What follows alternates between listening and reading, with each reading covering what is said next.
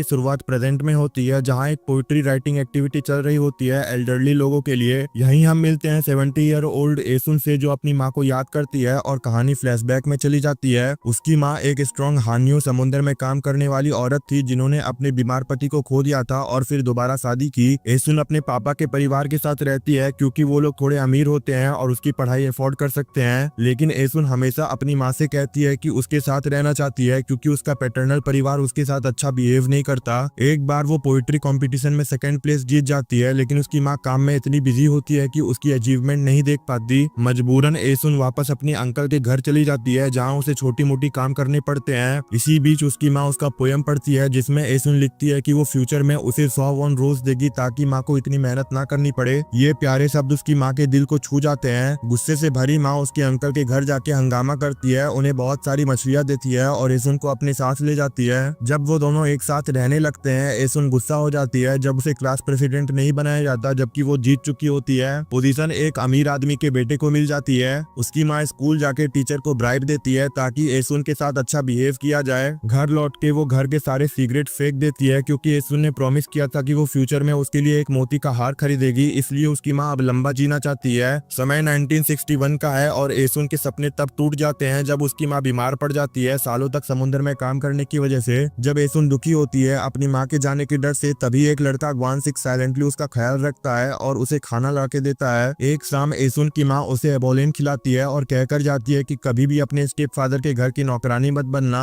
वो कहती है कि उसके बाद वो अपने अंकल के घर लौट जाए। कुछ दिन बाद उसकी माँ गुजर जाती है, लेकिन ग्वानसिक हमेशा उसके साथ बना रहता है। माँ के डेथ के बाद उसका स्टेप फादर उसे रोक लेता है और कहता है कि उसका साथ दे। एक दिन एसुन एक छोटी सी जमीन देखती है और ग्वानसिक और लोकल वुमेन की हेल्प से उसे एक कैबेज फार्म में बदल देती है। ग्वानसिक लगातार उसका ख्याल रखता है और उसके लिए खाना लाता है। फिर कहानी आगे बढ़ती है और एसुन डिसाइड करती है कि अब उसे पढ़ना है क्योंकि घर संभालते संभालते पढ़ाई मुश्किल हो गई है। लेकिन उसका स्टेप फादर उससे एक डील करता है, अगर वो रुक जाए तो वो उसे मेनलैंड भेजेगा कोरियन लिटरेचर पढ़ने के लिए। एसुन बाजार में बैठकर कैबेज बेचती है, हाथ में किताब होती है, लेकिन असल में ग्वानसिक ही सब कुछ बेचता है। समय के साथ ग्वानसिक की दादी आती है और एसुन को डांट कर भगा देती है क्योंकि नेबरहुड की औरतें उन दोनों को कपल कहकर चिढ़ाती है। भागते भागते एसुन चीख कर कहती है नो थैंक यू ग्वानसिक से शादी करने के आइडिया पर। When life gives you tangerines के एपिसोड 2 की शुरुआत होती है जब ग्वानसिक तेजी से एसुन के पास जाता है, जिसे उसकी दादी ने घर से भगा दिया था। दोनों साथ चलने लगते हैं और इसी वक्त हमें पता चलता है कि ग्वानसिक के माँ बाप ने शादी से पहले भागकर लव मैरिज की थी। इसी वजह से उसकी दादी उन दोनों के साथ पब्लिक में दिखने पर इतनी स्ट्रिक्ट है। चलते चलते एसुन बार बार कहती है कि वो ग्वानसिक से कभी शादी नहीं करेगी। ग्वानसिक शायद उसके मजाक से इरिटेट होकर उसे किस करने की कोशिश करता है, लेकिन मिस कर देता है। इसी मोमेंट में समझ आता है कि एसुन भी उसे पसंद करती है और ग्वानसिक भी थोड़ा इधर उधर करके अपने फीलिंग्स कन्फेस करता है। उसके बाद एक ऑकवर्ड सी क्यूट किस होती है और दोनों चुपचाप आगे बढ़ते हैं। फ्यूचर में हमें दिखता है कि एसुन बड़ी हो चुकी है और अपने बच्चों के साथ है, और ये भी रिवील होता है कि पूरी कहानी उसकी बेटी सुना रही थी। वापस पास्ट में एसुन घर लौटकर देखती है कि उसका स्टेप फादर एक औरत के साथ छुपकर मिला हुआ है। रात को वो सुन लेती है उन दोनों की बात, जहाँ वो औरत नामिनोक कहती है कि एसुन को नहीं संभालेगी। कहीं और जाने के अलावा कोई ऑप्शन नहीं बचा तो एसुन अपने अंकल के घर चली जाती है। अंकल उसे कहता है कि कॉलेज के बजाय फैक्ट्री में काम करे क्योंकि घर की फाइनेंशियल कंडीशन बहुत खराब है। अगले दिन एसुन स्टेप फादर का घर छोड़ देती है, लेकिन तब उसे पता चलता है कि उसके स्टेप फादर के पास उसे देने के लिए पैसे ही नहीं है, जबकि सालों से उसने वादा किया था कि वो उसके सिबलिंग्स को संभालने के बदले उसकी पढ़ाई के लिए पैसा देगा। अपना घर है ना पैसा, तो एसुन ग्वानसिक के पास जाकर रो पड़ती है। ग्वानसिक उसे हक करता है और एक सॉल्यूशन के रूप में शादी का प्रपोजल देता है, लेकिन ये वही नहीं है जो एसुन चाहती है। उसका सपना हमेशा से ये है कि वो मेनलैंड के किसी लड़के से शादी करे और जेजू छोड़कर चली जाए। उस रात दोनों अपनी किस्मत बदलने की सोचकर अपने अपने घरों से ज्वेलरी चुरा लेते हैं, सामान पैक करते हैं और शिप के लिए रेडी होते हैं बड़े लोगों जैसे कपड़े पहनकर। शिप में कैप्टन को शक होता है कि ये दोनों रनअवे हैं, लेकिन एसुन स्मार्टली उन्हें एक शादीशुदा कपल के रूप में इंट्रोड्यूस करती है और किसी को कुछ कहने का मौका ही नहीं मिलता। बुसान पहुंचकर दोनों अपनी ज्वेलरी बेचने जाते हैं, लेकिन शॉप ओनर तुरंत समझ जाती है कि ये वैसे नहीं है जैसे दिख रहे हैं। उसके बाद जब वो रात में रुकने के लिए जगह ढूंढते हैं तो दोनों एक नया झूठ बोलते हैं, ये कहकर कि वो नई शादी के बाद अपना वॉलेट खो बैठे हैं और उनका आईडी भी उसी में था। सरप्राइजिंगली नाइट स्टे के मालिक उन पे दया दिखाते हैं, उन्हें रुकने देते हैं और खाना पीना भी फ्री में देते हैं। लेकिन अगले दिन सुबह जब एसुन और ग्वानसिक उठते हैं तो देखते हैं कि उनका सारा सामान चोरी हो चुका है। जब वो ओनर से बात करते हैं तो वो सब कुछ जानते हुए भी अनजान बन जाते हैं। ऊपर से उन्हें पुलिस बुलाने की धमकी देते हैं अगर वो तुरंत वहां से नहीं जाते। अब सड़क पर अकेले एसुन टूट जाती है। उसे हांसल और ग्रेटल वाली कहानी याद आती है, कैसे वो विच को चकमा देती है। इससे इंस्पायर्ड होकर वो एक प्लान बनाती है। उस रात दोनों छुपके से नाइट स्टे के ओनर्स को देखते हैं जो एक नए गेस्ट को फंसा रहे होते हैं। जब वो औरत अपने रूम में चली जाती है, एसुन और ग्वानसिक उसे वार्न करते हैं कि अपनी लाइट बंद मत करे। ओनर समझ जाते हैं कि वो उस औरत को लूट नहीं पाएंगे, तो अगले दिन उससे डबल चार्ज करने का प्लान बनाते हैं और सो जाते हैं। इस मौके का फायदा उठाते हुए एसुन और ग्वानसिक उनका पैसा चुराने की कोशिश करते हैं। सब कुछ ठीक चल रहा होता है, तभी एसुन देखती है कि ओनर की बेटी ने वो हेयर क्लिप पहना हुआ है जो ग्वानसिक ने उसे दिया था। जब वो क्लिप वापस लेने की कोशिश करती है तो फैमिली जाग जाती है। दोनों भागने लगते हैं लेकिन एसुन पकड़ी जाती है। तभी ग्वानसिक अपनी पूरी ताकत लगाकर कैप्टर्स को मारकर उसे बचाने की कोशिश करता है।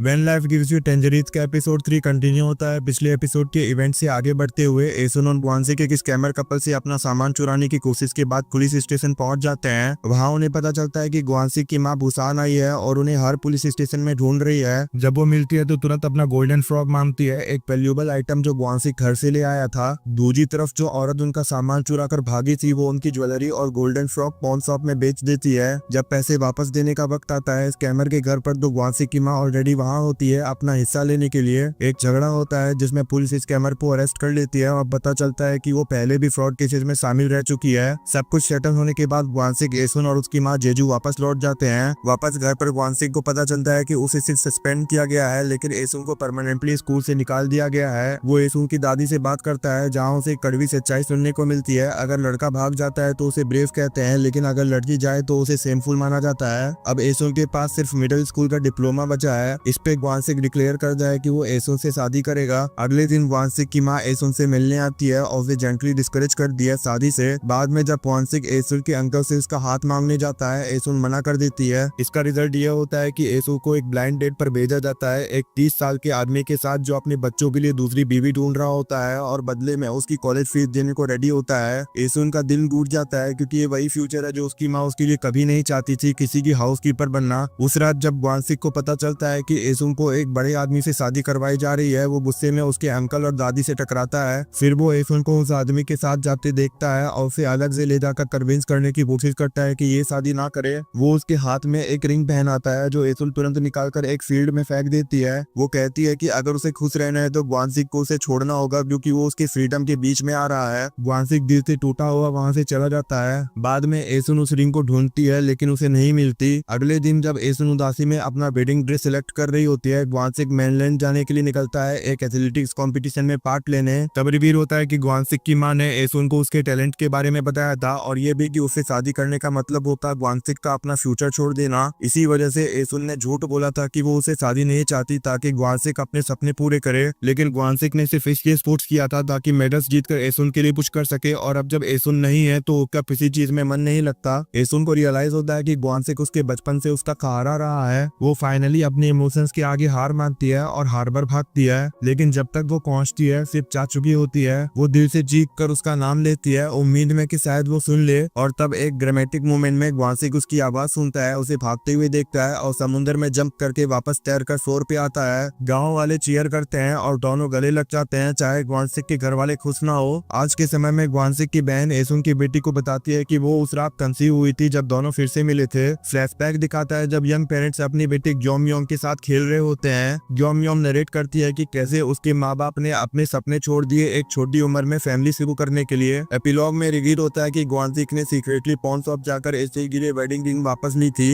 एपिसोड खत्म होता है जब दोनों अपने शादी के कपड़े सेलेक्ट करते हैं और फाइनली शादी कर लेते हैं। When life gives you tangerines के एपिसोड 4 में कहानी कुछ साल आगे बढ़ती है जहां एसुन अपने मुश्किल सास ससुर के साथ स्ट्रगल करती दिखाई देती है। बाद में वो अपने फॉर्मर स्टेप फादर की वाइफ नामिनोक की मदद करती है जब मिनोक अपने पहले बच्चे का वेलकम करती है। हमें पता चलता है कि मिनोक ने एसुन की मां के गुजरने के 10 साल बाद उसके स्टेप फादर से शादी की थी। वक्त के साथ मिनोक भी बदल गई थी और एसुन के हाफ सिबलिंग्स की मां बन गई। जब एसुन उसकी मदद करती है तो दोनों के बीच चुपचाप अंडरस्टैंडिंग बनती है और पुरानी टेंशन धीरे धीरे खत्म हो जाती है। एसुन अपने घर लौटकर फैमिली के लिए कुछ गिफ्ट लाती है जिनमें एक ट्राइसाइकिल भी होती है जो मिनोक ने ग्योमयोंग के लिए दी होती है। लेकिन जब वो अपने इन लॉज के साथ इस आइडिया को शेयर करती है तो ग्वानसिक की दादी उसे मना कर देती है कहकर कि लड़कियों को साइकिल चलाना नहीं चाहिए। लिए। रात को जब एसुन और ग्वानसिक अपने कमरे में होते हैं, ग्वानसिक जो एसुन के स्ट्रगल्स को समझता है पूछता है कि वो कैसे हेल्प कर सकता है। एसुन उसे कहती है कि प्लीज ग्योमयोंग को साइकिल चलाना सीखने दे, क्योंकि अगर उसका ये चांस चला गया तो वो भी किचन तक सिमट जाएगी जैसे कभी एसुन सिमट गई थी। वो चाहती है कि उसकी बेटी वो आजादी महसूस करे जो उसे कभी नहीं मिली। अगले दिन ग्वानसिक एक नई ट्राईसाइकिल खरीदता है, वो भी इतनी महंगी कि उनकी फैमिली उसे कुछ मिठाइयों के लिए बेचने का सोच भी ना सके। इससे ग्योमयोंग को ट्राईसाइकिल मिल जाती है जो एसुन के लिए खुशी का मोमेंट होता है। फिर कहानी जंप करती है 1996 में, यानी प्रेजेंट टाइमलाइन। अब ग्योमयोंग अपनी माँ की कहानी सुना रही होती है और अपनी खुद की जिंदगी से जूझती नजर आती है। उसे एक जॉब मिलती है और वो अपने फियांसे की माँ से मिलती है जो एक इन्फ्लुएंसर फैमिली से बिलोंग करती है। वो औरत ग्योमयोंग के गरीब बैकग्राउंड को लेकर उसे नीचा दिखाती है। ग्योमयोंग सब कुछ बर्दाश्त करती है जब तक वो औरत ये नहीं कहती कि शादी के बाद उसे जॉब छोड़नी होगी। अपनी माँ की कुर्बानियों को याद करके ग्योमयोंग फर्मली मना कर देती है। बाद में वो अपने फियांसे को भी साफ कह देती है कि उसे शादी की कोई डेस्परेट नीड नहीं है। इसी दौरान एसुन और ग्वानसिक अपने दूसरे बच्चे का इंतजार कर रहे होते हैं जब एसुन को पता चलता है कि ग्वानसिक की फैमिली ग्योमयोंग को हानियो बनाना चाहती है, समुद्र में काम करने वाली फीमेल डाइवर। एसुन गुस्से में आकर कहती है कि ग्योमयोंग उसकी बेटी है और वो हानियो नहीं बनेगी। वो याद दिलाती है कि उसकी माँ की मौत भी अंडर वाटर काम करने की वजह से हुई थी। इसी बात पर उसकी सास के साथ जोर से झगड़ा होता है और उसकी सास उसे थप्पड़ मार देती है। बिल्कुल उस वक्त जब ग्वानसिक अपनी फिशिंग शिफ्ट के बाद वापस आता है, उसे एसुन और ग्योमयोंग के साथ हो रहा बर्दाश्त नहीं होता और वो उन्हें लेकर घर छोड़ देता है। वो तीनों एक छोटे से रेंटेड कमरे में शिफ्ट हो जाते हैं जिसमें एक छोटी किचन होती है। कुछ दिन बाद उन्हें पता चलता है कि किसी ने उनका 3 महीने का रेंट छुपके से दे दिया है, लेकिन कौन ये उन्हें नहीं पता। कुछ दिन बाद एक शाम ग्वानसिक घर लौटता है एक टूटे हुए उंगली के साथ। एसुन उसे देखकर परेशान हो जाती है और रात को उसके और ब्रूसेस नोटिस करती है। अगले दिन उसे खुशी से काम पर भेजने के बाद वो सांगिल के घर जाती है। सांगिल वो आदमी जिससे कभी एसुन शादी करने वाली थी, ग्वानसिक को नौकरी पर रखा था। सांगिल की वाइफ से एसुन को पता चलता है कि सांगिल ग्वानसिक को अब्यूज करता है। उसके हाथ टूटने के बाद भी सांगिल ने बोट वापस नहीं घुमाई और उसकी कंडीशन और बिगाड़ दी। उसी वक्त दिखाया जाता है कि सांगिल फिर से ग्वानसिक पर चिल्लाता है और उसे घर जाने नहीं देता। जैसे ही वो ग्वानसिक को लात मारने वाला होता है, एसुन वहां पहुंच जाती है और जोर से कहती है कि ग्वानसिक अब उसके लिए काम नहीं करेगा। जब वो वहां से जाने लगते हैं, सांगिल फिर से ग्वानसिक को नीचा दिखाता है। तब एसुन उसके सिन पर लात मार देती है। फिर सीन वापस 1996 में आता है जहां एसुन ग्वानसिक की मदद करती दिखाई देती है, जिसका पैर अब सालों के हार्ड काम की वजह से खराब हो चुका होता है। एपिसोड इसी इमोशनल सीन के साथ खत्म होता है। When Life Gives You Tangerines के एपिसोड 5 की शुरुआत होती है जब एसुन ये इंश्योर करती है कि ग्वानसिक सांगसिल के लिए काम ना करे, लेकिन जीवन मुश्किल हो जाता है क्योंकि सांगसिल का परिवार आइलैंड पर काफी पावरफुल है। दिन बीतने लगते हैं पर ग्वानसिक को कहीं भी जॉब नहीं मिलती। धीरे धीरे उस पर इसका असर दिखने लगता है। जब खाने का सामान भी खत्म होने लगता है, एसुन अपने लैंडलॉर्ड से थोड़ा सा राइस मांगती है, लेकिन वो लोग उसकी कोई मदद नहीं करते। आज के समय में जब एसुन ग्योमयोंग के साथ चल रही होती है तो वो रिफ्लेक्ट करती है कि उसने क्या सीखा कि किस चीज पर शर्म आनी चाहिए और किस पर नहीं। फिर स्टोरी फ्लैशबैक में चली जाती है जहां एसुन अपनी दादी के घर फाइनेंशियल हेल्प मांगने जाती है, पर उसकी इज्जत उसे भीख नहीं मांगने देती। बाद में जब वो ग्वानसिक के साथ बेड पर होती है तो अपनी मुश्किलें उससे शेयर करती है। तभी उसकी दादी उसे मिलने आती है, एक बैंक बुक, अपनी सेविंग्स, ज्वेलरी और कुछ छोटी मोटी चीजें लेकर। पता चलता है कि जब एसुन की माँ ने पहले दादी को किसी जगह ले जाने को कहा था तो वो एक्चुअली एक फोटो खिंचवाने ले जा रही थी। उस वक्त एसुन की माँ ने अपनी माँ से प्रॉमिस लिया था कि वो एसुन का ख्याल रखे, बिल्कुल वैसे ही जैसे उसने एसुन के पापा का रखा था। उसका मानना था कि अपने बच्चे से ज्यादा जीने का गिल्ट शायद इस तरह से बैलेंस हो जाएगा। दादी की हेल्प के लिए थैंकफुल होकर ग्वानसिक और एसुन वादा करते हैं कि वो उन्हें प्राउड फील करवाएंगे। पैसे से दोनों एक बोट खरीदते हैं। जब दोनों सेलिब्रेट कर रहे होते हैं, एसुन को लेबर पेन स्टार्ट हो जाता है और वो उनके दूसरे बच्चे एक बेटा को जन्म देती है। अब जब एसुन ने एक बेटा पैदा किया है और ग्वानसिक को बोट दिलवाई है, तब जाके उसे ग्वानसिक के परिवार से एक्सेप्ट किया जाता है और एसुन ये क्लियरली उन्हें फील भी करवा देती है। थोड़ी ही देर बाद हमें पता चलता है कि ग्वानसिक ने वो घर खरीद लिया है जहाँ कभी एसुन की माँ अपने दूसरे पति के साथ रहती थी। एसुन बहुत खुश होती है क्योंकि वो वही घर था जहाँ वो बचपन में सबसे ज्यादा जाती थी। अब उसके पास पहली बार अपना खुद का घर होता है। जब दोनों घर डेकोरेट कर रहे होते हैं, एसुन को सपना आता है अपनी माँ का जो उसे ट्रक के बारे में बताती है। वो अचानक नींद से जाग जाती है जब ग्वानसिक समुद्र में फिशिंग के लिए गया होता है। सपने के बाद वो एक नेबर की मदद से हॉस्पिटल जाती है। वहाँ वो अपने तीसरे बच्चे छोटे बेटे को जन्म देती है। इसके बाद एसुन बन जाती है डिप्टी प्रेसिडेंट सांगसिल के अंदर, जो अभी प्रेसिडेंट है क्योंकि कोई और खड़ा ही नहीं हुआ इलेक्शन में। दोनों मिलके उन लोगों के खिलाफ काम करते हैं जो कैजुअली डांस करते हैं। एक अनएक्सपेक्टेड मोमेंट में एसुन सांगसिल की वाइफ से मिलती है एक इंस्पेक्शन के दौरान और उसे वहां से निकालने में मदद करती है। ये सीन दिखाता है कि सांगसिल की वाइफ कितनी मिसरेबल लाइफ जी रही है। जाते वक्त वो बिटरली बोलती है, एसुन काश तुमने सांगसिल से शादी कर ली होती। उस रात जब ग्वानसिक अपनी बोट पेंट कर रहा होता है तो वो एसुन को भी बुलाता है। पहले एसुन मना करती है क्योंकि उसका मानना होता है कि औरतें बोट पर जाके बैड लक जाती है, पर जब ग्योमयोंग बोट पर चढ़ जाती है तो एसुन उसे रोक नहीं पाती। आखिर में वो अपना डर तोड़ती है और खुद भी बोट पर चढ़ जाती है, उसका नाम तक पेंट करती है। एपिसोड खत्म होता है एसुन के दूसरी बार ट्रूली हैप्पी फील करने के साथ जब ग्वानसिक उसे किस करता है। When life gives you tangerines का एपिसोड 6 वहीं से शुरू होता है, जहां एसुन अपने काम में बिजी होती है और 2 छोटे बच्चों का ध्यान रख रही होती है। तभी वो अचानक देखती है कि ग्योमयोंग अपनी साइकिल चलाते हुए मुसीबत में है। जब दूर से एक टाइफून आता हुआ दिखाई देता है, एसुन तुरंत घर से भागती है और पड़ोसी से कहती है कि वो थोड़ी देर के लिए बच्चों का ध्यान रखे, लेकिन पड़ोसी अभी आधी नींद में ही होती है। जब एसुन ग्योमयोंग के साथ वापस आती है तो देखती है कि दोनों छोटे बच्चे गायब हैं। जब ये बात ग्वानसिक तक पहुंचती है तो वो तुरंत अपना काम छोड़ देता है। पूरा गाँव मिलकर उन बच्चों को ढूंढने लगता है। थोड़ी देर बाद उन्हें बड़ा बेटा मिल जाता है, लेकिन छोटा अभी भी लापता होता है। सर्च चलता रहता है जब तक उन्हें छोटा बेटा समुद्र के किनारे सी वॉल के पास बेजान हालत में नहीं मिलता। ग्योमयोंग की नरेशन के जरिए हम देखते हैं कि ग्वानसिक जो हमेशा से सबकी हिम्मत बन के खड़ा था, पहली बार पूरी तरह टूट जाता है। परिवार 3 दिन तक शोक मनाता है। एसुन और ग्वानसिक दोनों बिल्कुल टूटे हुए होते हैं। एसुन को अपनी माँ की बात याद आती है, कैसे मुश्किलें आने पर हिम्मत बनाए रखनी चाहिए। फिर वो अपने आप को संभालती है और बाहर जाती है, जहाँ देखती है कि उसका बड़ा बेटा अपने छोटे भाई की मौत का दोष अपने सर ले रहा है। उसी वक्त ग्वानसिक को भी ये महसूस होता है कि ग्योमयोंग भी गिल्ट से गुजर रही है। इसी पल में दोनों जवान माँ बाप जिंदगी की तरफ लौट जाते हैं। अगले दिन ग्वानसिक फिर से काम पर चला जाता है और एसुन घर और फिश मार्केट संभालती है। दोनों का दिल दुख से भरा होता है, लेकिन वो जीवन की तरफ बढ़ने लगते हैं। एसुन का समुद्र के प्रति गुस्सा बढ़ने लगता है। एक दिन जब पूरा परिवार समुद्र के किनारे चल रहा होता है तो एसुन ग्वानसिक से कहती है कि वो अपने आप को दोषी मानती है अपने बेटे की मौत के लिए। ग्वानसिक उससे कहता है कि उनके परिवार में कोई भी दोषी नहीं है, हमें अपने बाकी बच्चों के लिए जीना होगा। सालों बाद एसुन को पता चलता है कि ग्वानसिक भी अंदर ही अंदर अपने आप को दोषी मानता रहा, इसलिए क्योंकि वो समुद्र के इतने पास होते हुए भी अपने बेटे को बचा नहीं पाया। हम एक दिल तोड़ देने वाला फ्लैशबैक देखते हैं, जहां ग्वानसिक अपनी बेटे की मौत पर रो पड़ता है। इसी बीच एसुन देखती है कि उसका किचन खाने से भरा हुआ है। गाँव के लोग चुपचाप उनकी मदद करते रहे थे, उनके घर में छोटी छोटी चीजें छोड़ जाते थे। फ्लैशबैक्स दिखाते हैं कि उनके लैंडलॉर्ड्स हर दिन उनका चावल का मटका भरते थे, जितना चाहिए होता था, लेकिन कभी ज्यादा नहीं, ताकि वो एहसास ना कर सके।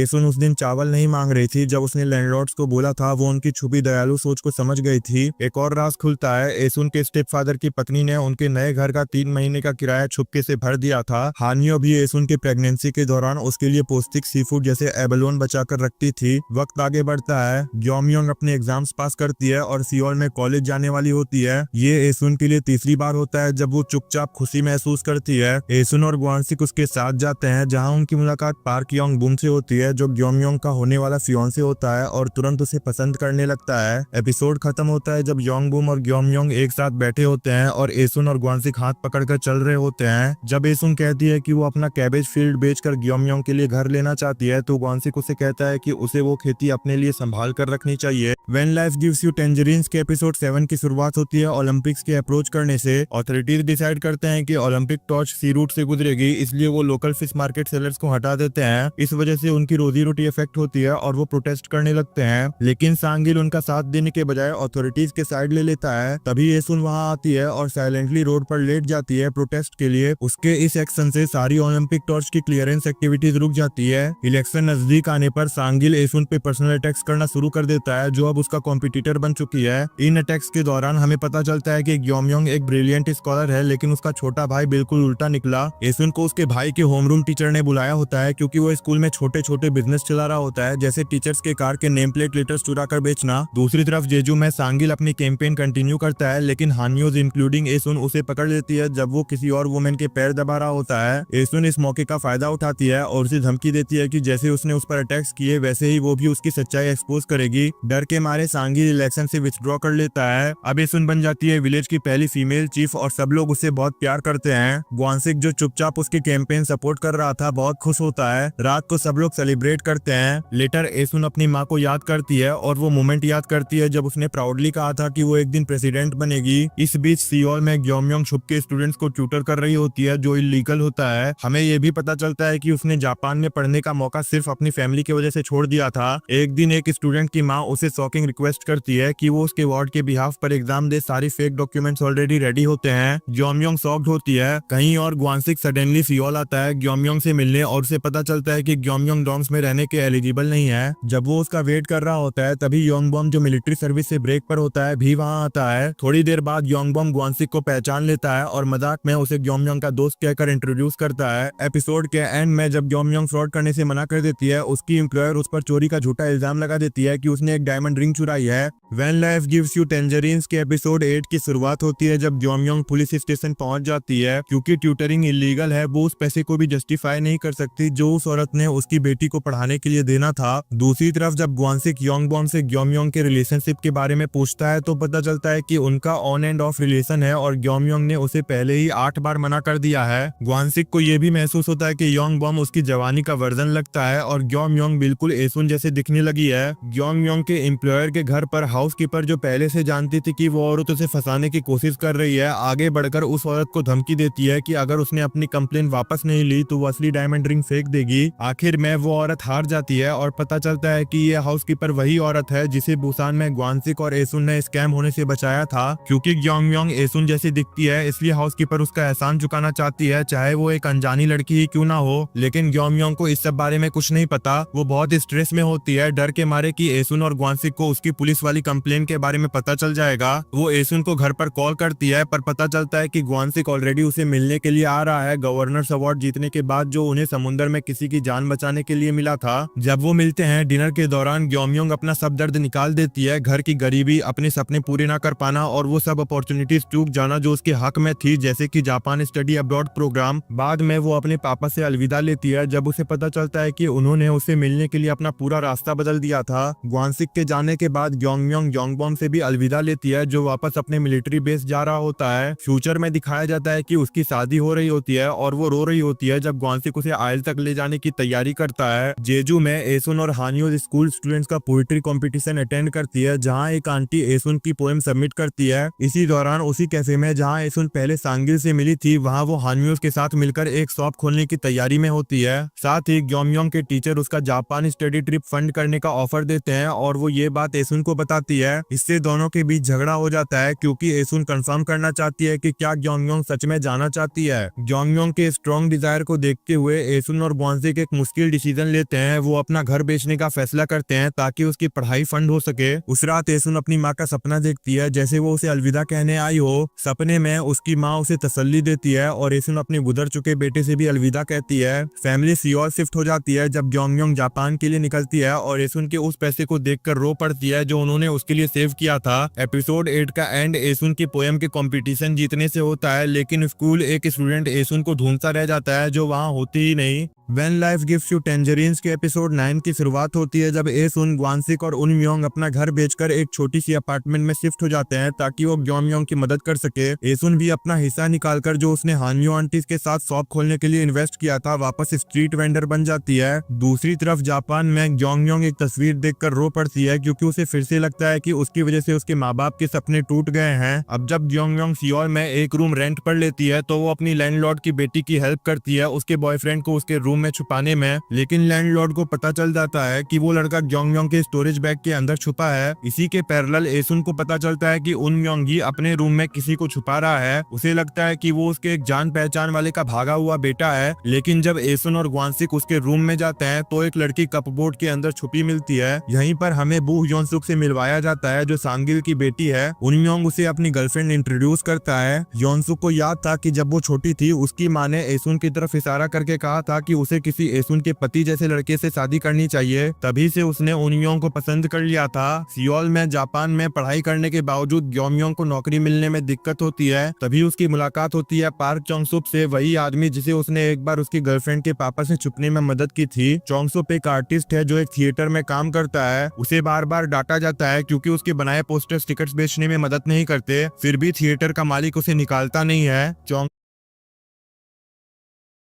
है। चोंगसुप ग्योमयोंग को थिएटर के टिकट काउंटर पे जॉब दिलवाता है। एक दिन काम के दौरान योंगबॉम ग्योमयोंग से मिलने आता है। दोनों एक खाली थिएटर रूम में मिलते हैं जहां से चोंगसुप उन्हें दूर से देख लेता है। काम के बाद योंगबॉम कहता है कि ग्योमयोंग को उस गरीब एरिया से निकल जाना चाहिए। ग्योमयोंग को बुरा लगता है और वो उसे कह देती है कि अगर इतनी प्रॉब्लम है तो वो खुद चले जाए। चोंगसुप वहां से गुजर रहा होता है और उनकी बात सुनता है। उसके चेहरे पे एक हल्का सा मुस्कान होता है। नेक्स्ट टाइम ग्योमयोंग चोंगसुप के ऑफिस में उसका लंच देने जाती है है और उसके सारे पेंटिंग्स देख लेती है। तभी वहाँ चोंगसॉप और उसकी गर्लफ्रेंड आ जाते हैं। उसकी गर्लफ्रेंड उस पर गुस्सा करती है क्योंकि वो आर्टिस्ट बनकर पैसा नहीं कमा रहा और उसे नीचा दिखाती है। तभी वो दोनों ग्योमयोंग को देख लेते हैं जो चुपचाप पीछे छुपी होती है और एपिसोड वहीं ऑकवर्ड मोमेंट पर खत्म होता है। When life gives you tangerines के एपिसोड 10 की शुरुआत होती है जब सांगिल अपनी वाइफ और फैमिली के साथ बहुत रूड होता है। उसी वक्त हम देखते हैं योनसुक के भाई को जो उसे उनम्योंग को डेट करने के लिए डांट रहा होता है क्योंकि सांगिल और एसुन के बीच पहले ही बहुत प्रॉब्लम्स हो चुकी है। लेकिन योनसुक तो डिसाइड कर चुकी होती है कि वो उनम्योंग के साथ ही रहेगी चाहे कुछ भी हो जाए। उनम्योंग योनसुक के भाइयों के प्रेशर के चलते उसे ब्रेकअप करने की कोशिश करता है लेकिन वो दोनों एक दूसरे से अलग ही नहीं हो पाते। दूर से सब कुछ देख रही हानियो आंटीज इनकी ड्रामा भरी लव स्टोरी पे हंसी करती है।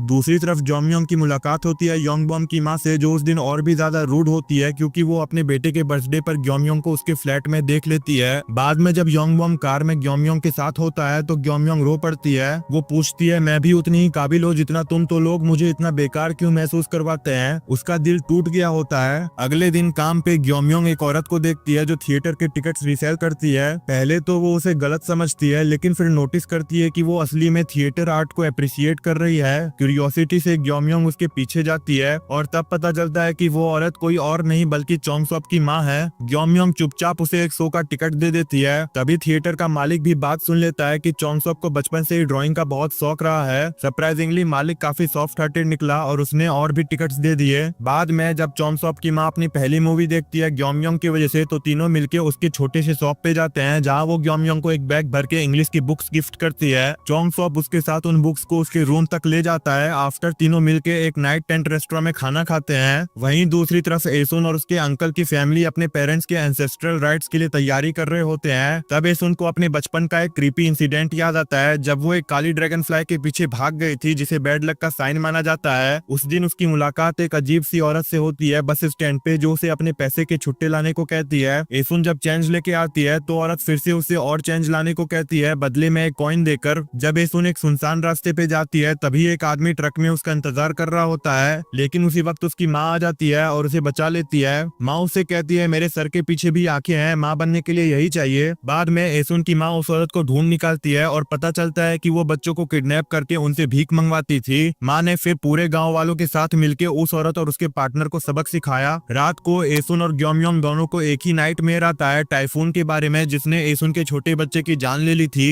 अगली सुबह एसुन सियोल आती है और देखती है कि ग्योमयोंग कार्बन मोनोक्साइड से बेहोश पड़ी है एक वॉल के होल की वजह से। वो तुरंत एम्बुलेंस बुलाती है और लैंडलॉर्ड के फैमिली को बताती है। चोंगसॉप भी वहाँ होता है जो ग्योमयोंग को गोद में उठाकर नीचे लाता है जब तक इमरजेंसी टीम आती है। When life gives you tangerines के एपिसोड 11 की शुरुआत होती है हॉस्पिटल से जहाँ एसुन और चोंगसॉप होते हैं। थैंकफुली ग्योमयोंग बच जाती है। इसी वक्त योंगबॉम उससे मिलने आता है और बहुत रो रहा होता है। उनके बीच की बातों से एसुन को लगता है कि योंगबॉम बिल्कुल ग्वानसिक जैसा दिखता है। थोड़े ही सेकंड्स बाद एसुन को लगता है कि योंगबॉम की मां ने ग्योमयोंग को पहले भी तकलीफ दी है और आज भी उसे एक्सेप्ट नहीं करती। दूसरी तरफ उनम्योंग को एक हिलेरियस तरीके से पता चलता है सांगिल और उसकी मां के पास्ट के बारे में। उसके बाद वो अपनी मैंडेटरी मिलिट्री सर्विस के लिए निकल जाता है। साथ ही चोंगसॉप भी आर्मी ज्वाइन करता है। 29 साल का होने के बाद भी वो थोड़ा ज्यादा उम्र का लगता है। जाने से पहले चोंगसॉप ग्योमयोंग को एक पोर्ट्रेट देता है जो उसने उसके लिए बनाया था, वही पेंटिंग जो ग्योमयोंग ने कभी उसे बनाने के लिए कहा था। उन दोनों के बीच थोड़ा कनेक्शन दिखाया जाता है जब वो साथ घर तक जाते थे लेकिन साथ ही दोनों एक दूसरे के एम्बेरेसिंग मोमेंट्स भी जानते हैं। फिर एक सीन आता है जहाँ ग्योमयोंग और योंगबॉम के परिवार एक मील के लिए मिलते हैं। ग्योमयोंग के पेरेंट्स देखते हैं कि उसके ससुराल वाले उसे सर्व करवा रहे हैं जिससे वो अनकंफर्टेबल फील करते हैं। तब एसुन आगे आती है और कहती है कि उसने ग्योमयोंग को घर के काम नहीं सिखाए क्योंकि वो उसकी लाडली बेटी है। जब ग्योमयोंग के पेरेंट्स निकलते हैं ग्योमयोंग समझ जाती है कि एसुन रोई थी। बाद में वो अपनी सास से रिक्वेस्ट करती है कि थोड़ा अच्छा बिहेव करे क्योंकि वो नहीं चाहती कि उसके पेरेंट्स हर्ट हो।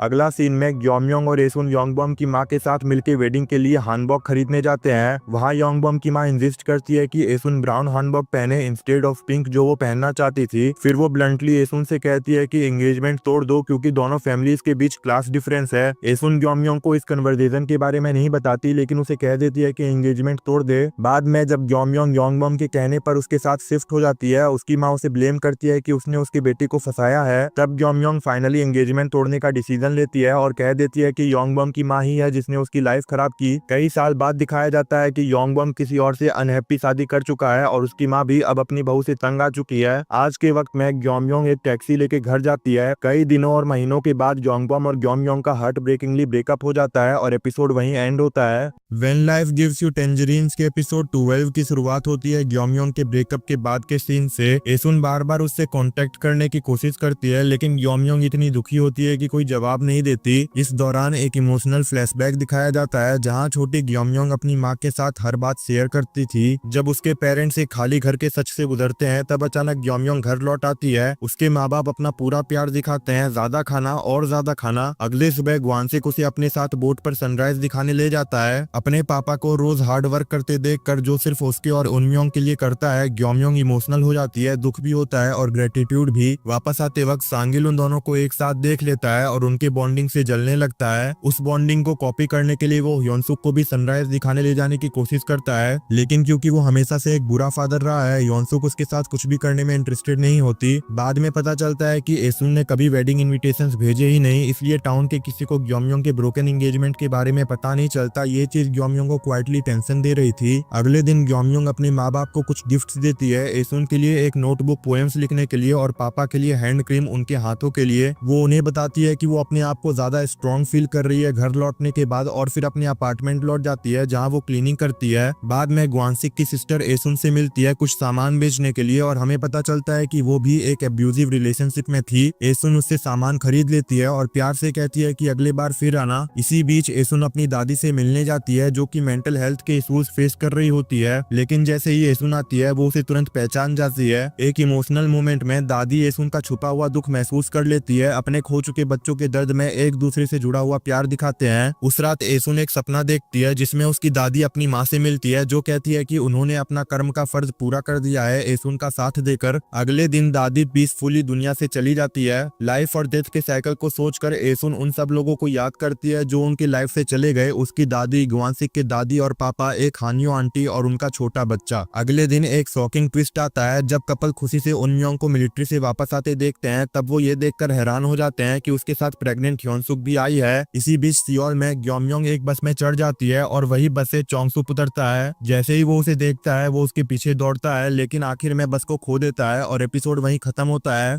When life gives you tangerines के एपिसोड 13 की शुरुआत होती है 1998 से, जहां ग्योमयोंग अपनी वेडिंग कार से निकलती दिखती है। इस शादी को योंगबॉम भी अटेंड कर रहा था और ग्योमयोंग को वेडिंग ड्रेस में देख के उसे वो टाइम याद आ गया जब उसने उसे पहली बार देखा था और फोटो खींची थी। फिर उसे कुछ और फ्लैशबैक्स याद आते हैं जब उसने उसके साथ अपना गोल्डन टाइम स्पेंड किया था, जैसे कि वो टाइम जब ग्योमयोंग उसे ब्रेकअप करना चाहती थी और उसने उसे किस करके मनाया था, और फिर वो टाइम जब वो काफी दिन बाद उससे थिएटर में मिलने आया था, और फिर वो टाइम जब ग्योमयोंग उसके मिलिट्री ट्रेनिंग पर जाने के लिए उसके लिए रोई थी और अब के टाइम पे वो उसे देख के खुश हो रहा था और हंस रहा था। ग्योमयोंग भी उस दिन काफी खुश दिखाई देती है। फिर कहानी एक साल पहले आती है। अब उनम्योंग और ह्योनसुक का पहला क्यूट सा बेबी हो चुका होता है और यांग फैमिली उसका बर्थडे सेलिब्रेट करते हैं। फिर एसुन ह्योनसुक से पूछती है कि क्या उसकी फैमिली में से कोई आज नहीं आएगा, और वो कहती है कि उसकी फैमिली उसकी शक्ल नहीं देखना चाहती। हमें ये भी पता चलता है कि उनम्योंग अभी भी बेरोजगार है। फिर ग्वानसिक उनम्योंग को कहता है कि इतनी फालतू की चीजें खरीदने की क्या जरूरत थी। तब वो जवाब में कहता है कि वो अपने बेटे के लिए हर वो एक चीज खरीदेगा जो उसके पेरेंट्स ने उसे कभी नहीं दिलाए। वो कहता है कि उसके पास एक बिजनेस आइडिया है जो वो अपने एक दोस्त चोलयोंग के साथ स्टार्ट करेगा। ग्वानसिक उसे अपने दोस्त से दूरी बनाए रखने को कहता है और कहता है कि उसे उसके साथ सुबह मछली पकड़ने चलना चाहिए ताकि घर में पैसे आए। वो साफ साफ मना कर देता है और कहता है कि उसे अपने बाप जैसा कभी नहीं बनना। वो कहता है उसे वो इंसान नहीं बनना जो कि होटल में 4 लोगों को ले जाकर 3 लोगों का खाना ऑर्डर करे, बल्कि उसे वैसा इंसान बनना है जो होटल में 3 लोगों को ले जाकर 6 लोगों का खाना ऑर्डर करे। ये सब बातें सुन के ग्वानसिक को बहुत बुरा लगता है। फिर उनम्योंग बाहर जाके सिगरेट पीने लगता है। तभी उसकी माँ आके उसे डांटती है कि उसे अपने पापा से उस तरह बात नहीं करनी चाहिए थी। वो कहता है कि कड़वाहट के बदले कड़वाहट ही मिलेगी, जो बोओगे वही पाओगे। तभी ह्योनसुक अपने बच्चे को गोद में लेकर आती है और एसुन उसके बच्चे को अपने गोद में ले लेती है। इस दौरान ह्योनसुक की माँ अपने कार से ये सब छुपकर देख रही होती है और एसुन उसे नोटिस करती है। वो उसके कार में उसके साथ बैठकर उससे बातें करती है। वो कहती है कि भले ही उनम्योंग अभी बेरोजगार है मगर वो ह्योनसुक और अपने बच्चे का अच्छे से ख्याल रखेगा। ह्योनसुक की माँ कहती है कि वो उनम्योंग से नाराज नहीं है। वो पुराने दिनों को याद करते हुए कहती है कि उसे हमेशा से ही एसुन से जलन महसूस हुई है। जब स्पोर्ट्स डे के दिन वो 3 बच्चों को संभालती थी, ग्वानसिक उस टाइम एसुन को पंखे से हवा देता था। एसुन कहती है कि वो जब चाहे अपनी बेटी और पोते से मिलने आ सकती है। फिर हम देखते हैं कि उनम्योंग अपने दोस्त का दिया शराब पी रहा होता है। एसुन पूछती है कि उसके दोस्त ने उसके बेटे के बर्थडे पे उसे दारू क्यों गिफ्ट किया। उनम्योंग कहता है कि आज जब उसके बेटे का बर्थडे है तो उसकी बहन क्यों नहीं आई। न्यूज चैनल्स में में दिखाया जाता है कि साउथ कोरिया बैंकरप्सी के कगार पे है। इस वजह से देश में फाइनेंशियल क्राइसिस स्टार्ट हो जाता है। इसके वजह से ग्योमयोंग की नौकरी भी चली जाती है और वो अपना सामान लेके बस स्टैंड पे बैठी होती है। उसके साथ में एक और आदमी होता है जिसकी सिचुएशन भी उसी के जैसी है। वो नौकरी की तलाश में निकल जाती है बस के थ्रू ट्रेवल करते हुए। रास्ते में उसे दिखते हैं कुछ लोग जो नौकरी के लिए प्रोटेस्ट कर रहे होते हैं। ग्योमयोंग रोज ही एक जॉब के लिए इंटरव्यूज देती थी बट उसे कोई नौकरी नहीं मिल रही थी। एक दिन उसे एक सेल्समैन दिखता है टूथपेस्ट बेचते हुए, जो वही आदमी था जो उस दिन ग्योमयोंग के साथ बस स्टैंड पे था। एक दिन रास्ते में उसे वो थिएटर दिखता है जहाँ वो पहले काम किया करती थी। वो वहाँ जाकर एक मूवी देखने का सोचती है। तभी उसे पता चलता है कि वो थिएटर अब कुछ दिनों बाद बंद होने वाला है। अचानक से हॉल में चोंगसोब आता है और वो टोटली डिफरेंट दिखता है। वो ग्योमयोंग की पीछे वाली सीट पर बैठ जाता है बट वो दोनों एक दूसरे को देख नहीं पाते। जब ग्योमयोंग थिएटर से चली जाती है तब थिएटर का मालिक चोंगसोब से पूछता है कि उसने ग्योमयोंग से बात की या नहीं। चोंगसोब को उसे फिर से खो देने का डर होता है और वो फिर से उसके बस के पीछे भागता है। काफी देर तक बस का पीछा करने के बाद फाइनली वो बस पर चढ़ ही जाता है। जब वो बस पे होता है तो देखता है कि ग्योमयोंग सो रही है। वो उसके उठने का इंतजार करता है। जब वो उठती है तो चोंगसोब को उसकी आंखों के सामने देख के उसे लगता है कि वो सपना देख रही है। दोनों कुछ देर बातें करने के बाद एक रेस्टोरेंट चले जाते हैं। दोनों एक दूसरे को इतने टाइम बाद देख के काफी खुश होते हैं। चोंगसोब कहता है कि अब वो एक आर्ट इंस्ट्रक्टर बन चुका है पिकासो आर्ट अकेडमी में। ग्योमयोंग कहती है कि क्या कोइंसिडेंस है कि आज दोनों थिएटर गए और मुलाकात भी हो गई। मगर चोंगसोब कहता है कि वो रोज ही थिएटर जाता था क्योंकि वो उसे बहुत ज्यादा मिस कर रहा था। फिर वो दोनों साथ में बियर पीते हैं। बियर पीते वक्त ग्योमयोंग के हाथों से बियर का ग्लास गिर के टूट जाता है और उसे चोट न लगे इसलिए चोंगसोब टूटे हुए ग्लास को उठाने लगता है। उसे चोट लगी है या नहीं ये देखने के लिए वो उसका हाथ पकड़ता है। वो कहता है कि उसका दिल जोर से धड़क रहा है। उसकी ये सब बातें सुन के ग्योमयोंग हंसने लगती है। वो दोनों अब एक दूसरे को ग्रोन अप्स की तरह डेट कर रहे थे। चोंगसोब उसे अपने अकेडमी ले जाता है जहाँ वो उसकी स्केच बनाता है। ग्योमयोंग बिल्कुल ही एक मॉडल जैसे पोज देना शुरू कर देती है। चोंगसोब उससे हंसते हुए कहता है कि वो इस तरह के पोज क्यों दे रही है। ग्योमयोंग कहती है कि वो चाहती है चोंगसोब उसकी टाइटैनिक जैसी हीरोइन वाली स्केच बनाए। चोंगसोब कहता है कि वो वैसा नहीं कर सकता क्योंकि टाइटैनिक में सिचुएशन डिफरेंट थी। फिर वो दोनों एक दूसरे को किस करते हैं बट बीच में ही चोंगसोब को हंसी आ जाती है। वो कहता है कि उसे किस के बीच में ना हंसाए। ग्योमयोंग कहती है कि किस करने वाली तो बहुत मिलेगी बट हंसाने वाली नहीं मिलेगी। ग्योमयोंग चोंगसोब से पूछती है कि क्या उसे मछली खानी बहुत पसंद है तो वो कहता है कि हाँ पसंद तो है। ग्योमयोंग उससे पूछती है कि क्या वो असली एम्बरजैक खाना चाहेगा तो वो हाँ कहता है। फिर वो उसे अपने पापा से मिलवाती है और तीनों साथ में एम्बरजैक पकड़ने जाते हैं। बोट पे वो काफी वॉमिट करता है। वहाँ ग्वानसिक को सिर्फ छोटी मछलियां ही मिल रही थी और वो उन्हें दोबारा पानी में छोड़ देता था। ये देख के चोंगसोब उससे कहता है कि वो कितना काइंड है कि दोबारा से मछलियों को पानी में डाल रहा है। तब ग्योमयोंग कहती है कि ये मछलियां बड़ी मछली का चारा है और वो उन्हें मौत के मुंह में डाल रहे हैं। फिर ग्योमयोंग बाथरूम जाती है और चोंगसोब उसके पीछे जाने लगता है और ग्वानसिक उसे रोकता है। वो कहता है कि उसे इस बोट ट्रिप के बाद में पैसे पे करने होंगे। फिर ग्योमयोंग की फैमिली चोंगसोब से हानियो आंटीज के रेस्टोरेंट में मिलते हैं। सब कोई बिल्कुल शांत होते हैं। ग्वानसिक चोंगसोब से कहता है कि वो कुछ कह क्यों नहीं रहा, वो उसे मनाने की कोशिश क्यों नहीं कर रहा। इसके जवाब में चोंगसोब कहता है कि ग्वानसिक ने ऑलरेडी डिसाइड कर लिया है कि वो अपनी बेटी का हाथ उसे नहीं देगा, तो चाहे वो उसे मनाने की कितनी भी कोशिश क्यों ना कर ले वो नहीं मानेगा। हानियो आंटी एसुन से पूछती है कि उसे लड़का कैसा लगा तो एसुन कहती है कि उसे उसका परिवार बहुत अच्छा लगा। ग्योमयोंग जब दोबारा बाथरूम जाती है तो चोंगसोब फिर से उसके पीछे जाने लगता है। ग्वानसिक उसे रोकता है और पूछता है कि वो उसके पीछे क्यों जा रहा है तो वो कहता है कि बाहर अंधेरा है और ठंड भी। वो उसका कोट लेकर बाहर चला जाता है। उनम्योंग कहता है कि ये कैसा लड़का है और उसकी बुराई करने लगता है। तभी ग्वानसिक उसे कहता है कि उसकी बुराई ना करे क्योंकि वो उसका होने वाला जीजा है। ग्वानसिक भले ही दिखाए ना मगर उसे भी वो लड़का उसकी बेटी के लिए काफी अच्छा लगा। बोट वाला सीन दोबारा से दिखाया जाता है जहाँ ग्वानसिक चोंगसोब को ग्योमयोंग के पीछे जाने से रोकता है। चोंगसोब कहता है कि ग्योमयोंग को उसकी जरूरत है और वो उसके साथ हमेशा रहेगा। चोंगसोब रेस्टोरेंट के बाहर ग्योमयोंग का वेट कर रहा होता है। तभी ग्योमयोंग आती है। वो कहती है कि उसे उसके पापा को इम्प्रेस करने के लिए थोड़ी और मेहनत करनी चाहिए। वो कहता है कि वो ऐसा ही है और वो जो नहीं है वो नहीं बन सकता। ग्योमयोंग कहती है कि वो अपने पापा की बेटी है और अगर उसके पापा ने उसे रिजेक्ट किया तो उनका रिलेशन खत्म। बाद में वो ग्वानसिक को जबरदस्ती इम्प्रेस करने की कोशिश करता है। एसुन ये सब देख के कहती है कि वो ग्योमयोंग को कितना प्यार करता है और सबसे बेस्ट पार्ट तो ये है कि उसकी माँ भी ग्योमयोंग को बहुत पसंद करती है। वो उसकी माँ के लिए शहद गिफ्ट पैक कर रही होती है। हमें एक रात पहले का सीन दिखाया जाता है जहाँ एसुन चोंगसोब की माँ का दिया हुआ गिफ्ट खोलती है। उस दिन चोंगसोब उन्हीं के घर पर रुका होता है और उनके लिविंग रूम में सो रहा होता है उनम्योंग के साथ। ग्वानसिक को टेंशन होता है कि कहीं वो चुपके से ग्योमयोंग के रूम में न चले जाए, इसलिए वो बार बार चेक करने जाता है। जब एसुन गिफ्ट खोलती है तो उसमें कुछ कुकीज और एक लेटर निकलता है। वो लेटर चोंगसोब की माँ ने भेजा था जिसमें लिखा होता है कि ये कुकीज उसने अपने गांव के परसिमोन ट्री के फ्रूट से बनाए हैं और वो कहती है कि उसे ग्योमयोंग बहुत पसंद है और वो उसे बहुत प्यार करती है। फिर सीन सीधे शिफ्ट होता है शादी वाले दिन जहाँ ग्योमयोंग अपने फैमिली के साथ वेडिंग कार में शादी के लिए लिए जा रही होती है। फैमिली में सभी लोग काफी इमोशनल होते हैं और ग्योमयोंग काफी खुश नजर आती है। वो अपनी माँ से कहती है कि आज रोए ना और बिल्कुल खुश रहे। सरप्राइजिंगली उसका छोटा भाई भी अचानक रो पड़ता है। वो लोग फाइनली चर्च पहुंचते हैं जहाँ एसुन और ग्वानसी के पुराने लैंडलॉर्ड्स भी आते हैं ग्योमयोंग को शादी का आशीर्वाद देने। दूर से अपनी कार में बैठा योंगबम ग्योमयोंग को देख रहा होता है और अपने आप को कहता है कि उसे यहाँ नहीं आना चाहिए था। वो अपनी कार लेकर बिना शादी अटेंड किए वापस चला जाता है। ग्योमयोंग और चोंगसोब एक दूसरे को देख के क्यूट से एक्सप्रेशंस कर रहे होते हैं। ग्वानसिक भी अपनी बेटी को खुश देखकर काफी खुश नजर आता है। दुल्हन का आयल पे आने का टाइम हो रहा था और ग्योमयोंग काफी नर्वस हो रही थी। वो अपने पापा से कहती है कि इमोशनल होके रोए ना। ग्वानसिक कहता है कि अगर उसका दिल ना माने तो वो वापस घर आ जाए। ये बात सुन के ग्योमयोंग इमोशनल होके रो पड़ती है। फिर वो अपने पास्ट का टाइम याद करती है जब वो पहली बार नई डिश ट्राई कर रही थी और ग्वानसिक कहता है कि अगर अच्छा ना लगे तो थूक दे। वो टाइम जब वो पहली बार स्कूल जा रही थी और ग्वानसिक ने कहा था कि अगर दिल ना माने तो वो वापस घर आ जाए। वो टाइम जब वो पहली बार यूनिवर्सिटी गई थी और ग्वानसिक ने कहा था कि अगर दिल ना माने तो वो वापस घर आ जाए। ये सब सीन्स को याद करके वो फूट के रो पड़ती है। फिर वो अपने पापा के साथ आइल पर चलती है जहाँ ग्योमयोंग की फैमिली और चोंगसोब की फैमिली दोनों ही है। चोंगसोब ग्वानसिक से ग्योमयोंग का हाथ लेता है। ग्वानसिक काफी इमोशनल होता है और उसे अपनी छोटी सी बेटी बड़ी होते हुए नजर आती है। ग्वानसिक उस दिन एसुन से भी ज्यादा रोता है। फिर हमें एक फ्लैशबैक दिखाया जाता है जब ग्योमयोंग की फैमिली और चोंगसोब रेस्टोरेंट से निकलते हैं तो ग्वानसिक और चोंगसोब बिल्कुल नशे में होते हैं। ग्वानसिक चोंगसोब से पूछता है कि क्या उसकी माँ ग्योमयोंग को पसंद करती है तो वो कहता है कि उसकी माँ हमेशा से ही एक बेटी चाहती थी और वो ग्योमयोंग को अपनी बेटी की तरह रखेगी। ग्वानसिक चोंगसोब से कहता है कि वो उससे उसके दिल का टुकड़ा छीन रहा है। सीन फिर प्रेजेंट में आता है। चोंगसोब और ग्योमयोंग एक दूसरे के पेरेंट्स को झुककर रिस्पेक्ट देते हैं। ग्वानसिक रोते हुए चोंगसोब को गले लगाता है। फिर यांग फैमिली अपने घर जाने लगते हैं। सब कुछ जब ठीक चल रहा होता है तभी कुछ लोग आते हैं और गुस्से में उनम्योंग से चोलयोंग के बारे में पूछते हैं, ये कहते हुए कि वो उसका बिजनेस पार्टनर है।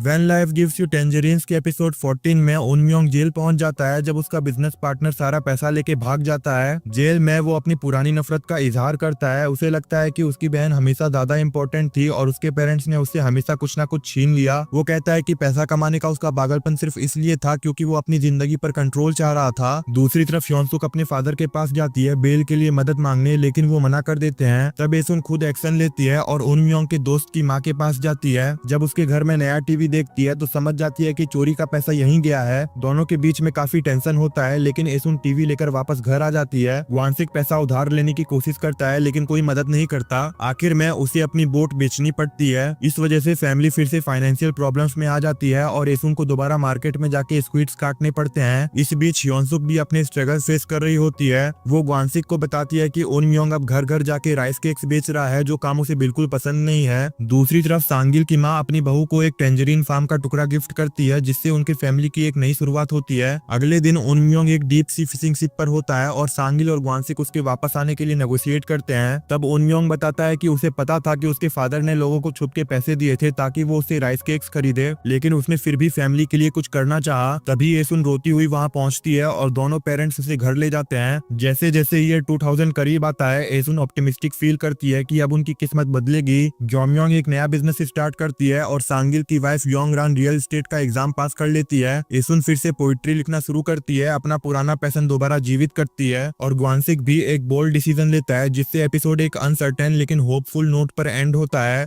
When life gives you tangerines के एपिसोड 15 की शुरुआत होती है ग्योमयोंग के माँ बाप के घर से, जहाँ वो एक बड़ी बात बताती है। उसने अपनी नौकरी छोड़ दी है और अपना पूरा पैसा एक स्टार्टअप में इन्वेस्ट कर दिया है। नेचुरली एसुन का गुस्सा फूट पड़ता है और दोनों के बीच एक बड़ा झगड़ा हो जाता है जो फिर से उनके फाइनेंशियल स्ट्रगल्स तक पहुंच जाता है। फ्रस्ट्रेशन में ग्वानसिक अपनी जिंदगी का पहला बड़ा रिस्क उठाता है, एक शॉप खरीद लेता है एक ऐसे जगह पर जहाँ फिलहाल कुछ नहीं है, बस रीडेवलपमेंट और एक नए गोल्फ कोर्स का प्रॉमिस है। दूसरी तरफ योंगरान फाइनली डिसाइड करती है कि वो सांगिल से डाइवोर्स लेगी क्योंकि अब उसके पास अपना पैसा और एसेट्स हैं। दोनों अलग हो जाते हैं और सांगिल को थोड़ा थोड़ा समझ आता है कि वो कितना टॉक्सिक इंसान रहा है। इस बीच उनम्योंग का गुस्सा फूट पड़ता है जब उसे लगता है कि उन्हें गोल्फ कोर्स के बारे में झूठ बोला गया था क्योंकि उन्होंने अपना घर कोलेटरल के रूप में रखा था, अब वो उसे खो भी सकते हैं। तभी ग्योमयोंग वापस आती है और किसी से उधार लेकर पैसा लाती है ताकि घर को बचाया जा सके। फिर एक और झगड़ा होता है, इस बार एक्सपेक्टेशंस को लेकर जो ग्योमयोंग पर रखी गई थी। ग्वानसिक इस सब को रोक देता है। जब ग्योमयोंग चली जाती है तब पता चलता है कि वो पहले से प्रेग्नेंट थी, इस वजह से वो हर पैसा बचा रही थी, अपना अपार्टमेंट डाउनग्रेड किया, खर्च कम किया ताकि अपना बिजनेस चला सके और बेबी के लिए प्रिपेयर कर सके। फिर सीन शिफ्ट होता है डिलीवरी रूम में, जहाँ ग्योमयोंग की डिलीवरी कॉम्प्लिकेटेड हो जाती है, डायलेशन नहीं हो रही होती है, जो मदर और बेबी दोनों के लिए डेंजरस बन जाती है। जोंगसॉप उसके पेरेंट्स को तुरंत बुलाता है। ग्योमयोंग बेहोश हो जाती है ड्यूरिंग लेबर, लेकिन खुशी की बात यह है कि माँ और बेटी दोनों बचा लिए जाते हैं। जब पेरेंट्स पहुंचते हैं तो वो तुरंत उसका ध्यान रखते हैं। अब कहानी शिफ्ट होती है यांग फैमिली पर, जो अपने रेस्टोरेंट को सक्सेसफुल बनाने में सब कुछ लगा देते हैं। एसुन स्क्विड सप्लाई नेगोशिएट करती है, ग्वानसिक और उनयोंग डिलीवरी संभालते हैं। जल्दी ही उनका रेस्टोरेंट हिट बन जाता है। फिर पता चलता है कि जिस फ्रेंड ने उनयोंग को धोखा दिया था उसे अरेस्ट कर लिया गया है। सब कुछ ठीक होने लगता है जब एक सेलिब्रिटी उनका रेस्टोरेंट का प्रमोट करना शुरू करती है। एक्चुअली ग्वानसिक ने कभी उस सेलिब्रिटी को सुसाइड से बचाया था और उसके बाद से वो उसे रिपे करने के लिए आती रही थी। अब वो उसका रेस्टोरेंट प्रमोट कर रही है। सांगिल की बेटी की शादी में योंगरान को पता चलता है कि चाहे वो बाहर से इंडिफरेंट दिखता हो, लेकिन एक्चुअली उसने ही उनयोंग के बिजनेस पार्टनर को अरेस्ट करवाने में बड़ा रोल प्ले किया था। ये सुनकर उसका गुस्सा थोड़ा नरम पड़ जाता है। एपिसोड का एंड होता है यान फैमिली के साथ, सांगिल भी उनके साथ होता है जब सब लोग रेस्टोरेंट में एक नई सुबह की शुरुआत के लिए पहुंचते हैं। When life gives you tangerines के एपिसोड 60 है, मगर वो उसे इग्नोर करती है। बट ग्योमयोंग नीचे से बालकनी में सिर्फ अपनी बेटी को ही देख रही थी, अपनी माँ को नहीं, जो एसुन को थोड़ा हर्ट करता है। जब एसुन की नातनी सो रही होती है तो वो उसके नाखून काटती है और कहती है कि मेरी बेटी मेरी दुनिया है, कि माँ ने उसके लिए खाना बनाया है और उसका बाथरूम भी साफ किया है। ग्योमयोंग को थैंक यू कहना नहीं आता, इसलिए वो अपनी माँ से कहती है कि यही कारण है जिसकी वजह से मैं आपको घर नहीं बुलाती हूँ। फिर दोनों माँ बेटी साथ में मिलकर खाना खाते हैं। ग्योमयोंग एसुन से पूछती है कि उसने इतनी कम उम्र में 3 बच्चों को कैसे संभाला, तो वो कहती है कि अपनी ख्वाहिशों को मत मारो और जो करना चाहती हो वो करो। ग्योमयोंग कहती है कि वो बहुत बुरी माँ है क्योंकि वो अपने बच्चे पे चिल्लाती है। एसुन कहती है कि कोई भी माँ स्टार्टिंग में ये गलतियां करती है, तुम्हारे बच्चे के साथ तुम भी बड़ी होगी।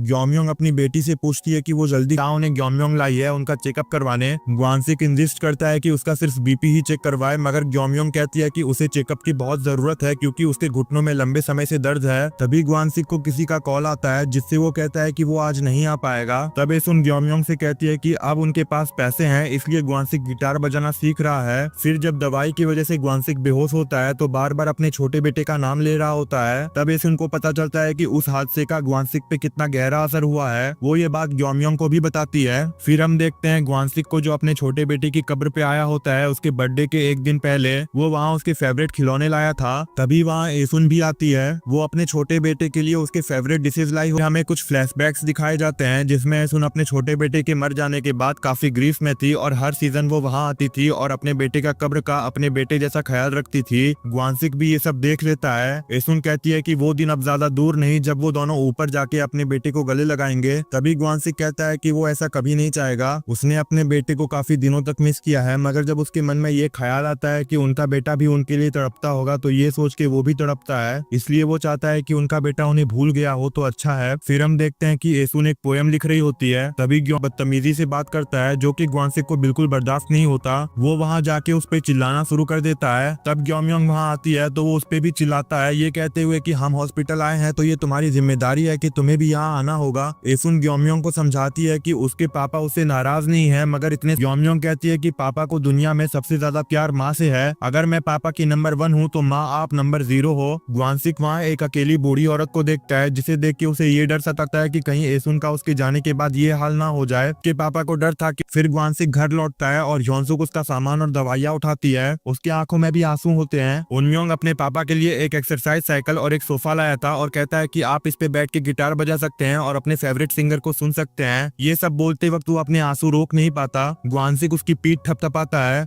एक बोट खरीदनी थी। उसके पापा के साथ ये सब कैसे हो गया उसे यकीन ही नहीं हुआ। ग्वानसिक उसे कहता है कि वो बहुत अच्छा बेटा है। उनयोंग कहता है कि वो जानता था कि वो उससे प्यार करते हैं, मगर वो फिर भी उनके साथ हमेशा मीन रहा। एक फ्लैशबैक में दिखाया जाता है कि उनयोंग का बर्थडे होता है पर कोई सेलिब्रेट नहीं करता क्योंकि उनयोंग को रोते हुए देख ग्वानसिक को अच्छा नहीं लगता लो, मगर वो भी बहुत रो रही होती है। इस बीच टीवी पे एक आदमी एक लड़की के बारे में बता रहा होता है जिसने उससे एक डील की थी। तभी वो ग्योमयोंग का स्वागत करता है as CEO of ever study, जो एक ऑनलाइन एजुकेशन कंपनी है। वो वहाँ अपना आइडिया प्रपोज करती है एक टेप रिकॉर्डर का जिससे लोग पढ़ाई कर सकते थे और अपने कोर्सेज अटेंड कर सकते थे। वो वहाँ अपनी माँ और पापा को भी मेंशन करती है। अभी आगे नहीं बढ़ पाई और उसने इतनी मेहनत करना अपने पापा से सीखा है। ये स्पीच सुन के उसका भाई भी रो पड़ता है। इस दौरान टीवी में दिखाया जाता है कि हानियों के रिस्पेक्ट में एक हानियों म्यूजियम खोला गया है। देखते हैं कि उनयोंग अपने बेटे को डांट रहा होता है क्योंकि उसने उसके पैसे चुरा के एक लड़की के लिए हेयर बैंड खरीदा। उनयोंग ग्योमयोंग कहता है कि उसे पता है उसने अपने बाल इसलिए डाई किए क्योंकि वो लड़की को इम्प्रेस करना चाहता है। ग्वानसिक उसकी बातें सुन के हंसता है और कहता है कि बेटा बिल्कुल अपने बाप पे ही जाता है। ग्वानसिक की ये बात सुन के उसकी माँ उसकी तरफ घूरने लगती है। तभी वहाँ एसुन आती है और ग्वानसिक से कहती है कि उसने अपना एक वादा पूरा किया। वो अपनी किताब दिखाती है जो उसने लिखी थी। बुक का टाइटल होता है पॉजिटिव थिंकिंग। जब ग्वानसिक वो किताब पढ़ता है तब उसे रियलाइज होता है कि उस किताब में हर लाइन एसुन ने उसके लिए ही लिखी होती है। तब एसुन वहाँ आती है और ग्वानसिक उसे कहता है कि अपनी माँ की 100 किताबें खरीद के गाँव में बांट दो। जब वो दोनों सो रहे होते हैं तो एसुन ग्वानसिक से कहती है कि काश वो दोनों कुछ टाइम और साथ में बिता पाते। ग्वानसिक कहता है कि उसे लगा था कि वो अपना कोई भी वादा पूरा नहीं कर पाएगा, पर अब जब उसकी कविता की किताब पब्लिश हो चुकी है तो ये देख के उसे बहुत सुकून मिला। एसुन कहती है कि ग्वानसिक ने उसे बहुत अच्छी जिंदगी दी है। ग्वानसिक उससे एक वादा लेता है कि जब वो जाने लगे तो वो रोए ना।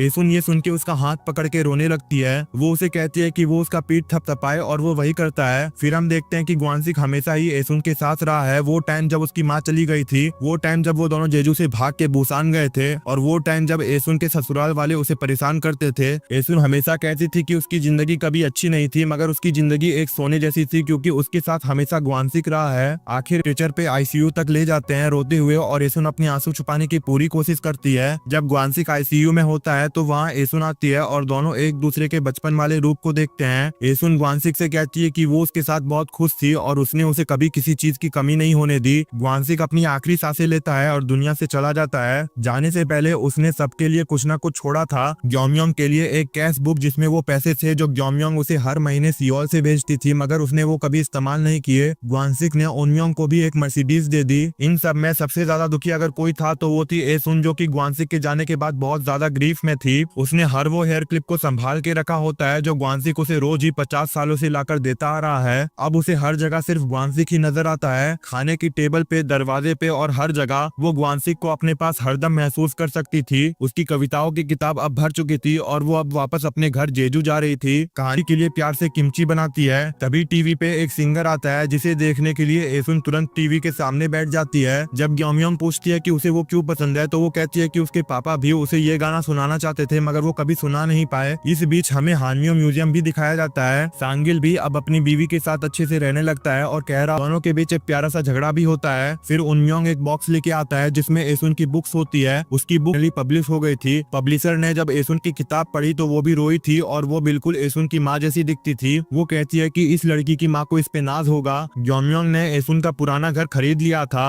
ग्योमयोंग अपनी माँ से कहती है कि अपनी बेटी से कुछ तो मांगे। वो कहती है कि वो चाहती है कि वो उससे मिलने 100 बार आए। ग्योमयोंग एसुन से कहती है कि उसे आराम करना चाहिए और नर्सिंग होम जाने की कोई जरूरत नहीं है। वो कहती है कि उसे वहाँ जाके खुशी मिलती है। उसे अपनी जिंदगी का हर फेज याद आता है और वो मानती है कि उसकी जिंदगी काफी सुंदर थी। अब वो बहुत खुश थी क्योंकि उसकी पूरी जिंदगी उसने अपनी इस किताब में लिख डाली थी जो कि फाइनली पब्लिश हो गई। इसी के साथ when life gives you tangerines यहाँ खत्म होता है। ये नए हो तो सब्सक्राइब करें। Thank you so much for watching. Hello everyone, welcome back. आज मैं आपके लिए लेकर आई हूँ विंसेंजो ड्रामा की एक्सप्लेनेशन, जिसको आप लोगों ने मुझे काफ़ी रिकमेंड किया था। लेकिन वीडियो शुरू करने से पहले अगर आपने चैनल को अभी तक सब्सक्राइब नहीं